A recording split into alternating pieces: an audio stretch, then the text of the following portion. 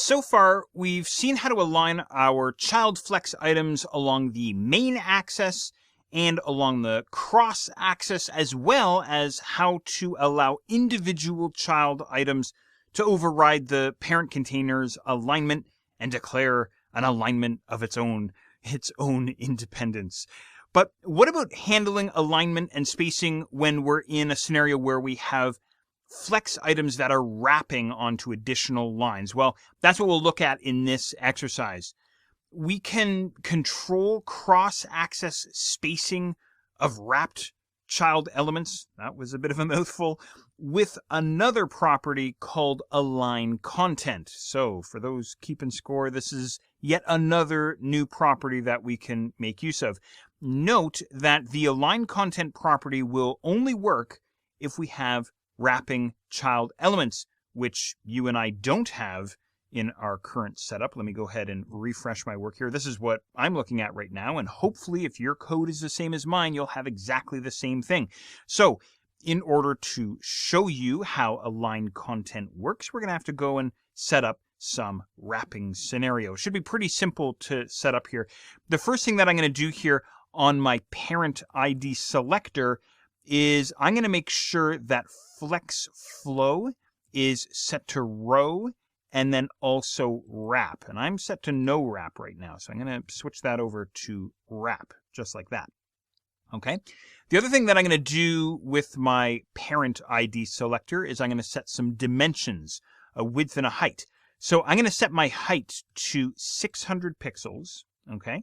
And then I'll also set a width on this guy as well. Give me just a second to get that in there. There we are. A width of just 300 pixels, okay? All right, good stuff.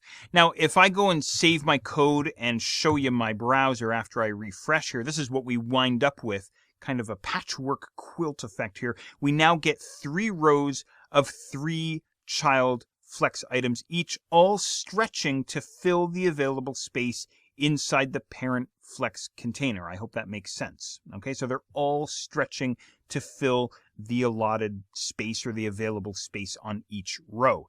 So now we can use the align content property to control the cross-axis alignment of our multiple rows. Again, another mouthful. I think if I show you instead of tell you, it'll make a heck of a lot more sense. So this is all going to happen, of course, over inside our code.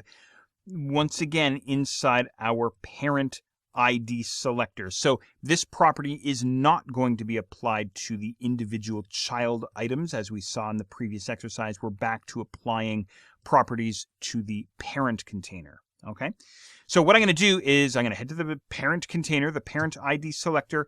I'm going to say align content. Okay, and let's see here for the value. Well, the align content property uses the same values as align items, with stretch again being the default, which we're seeing in the background inside the browser there. So maybe what I'll do here to change it up a little bit is I will say flex-start as the initial value that I'll use here. I'll go ahead and save up my work and head back to the browser and refresh. And this is what we wind up getting. So instead of all of the child items stretching to fill the available cross-axis space, the vertical space, in other words, that's our cross-axis, what's happening here is they're all collapsing and beginning at the top or the beginning of the parent container. Okay, so I'll repeat what I just said a second ago. The values that we can use for align content are the same as the values that we've already seen for align items. So we could use stretch, which again is our default, occupying or taking up all the space. We can go flex start, which is giving us this result here that we're seeing in the browser. All the rows are grouped towards the start of the parent container.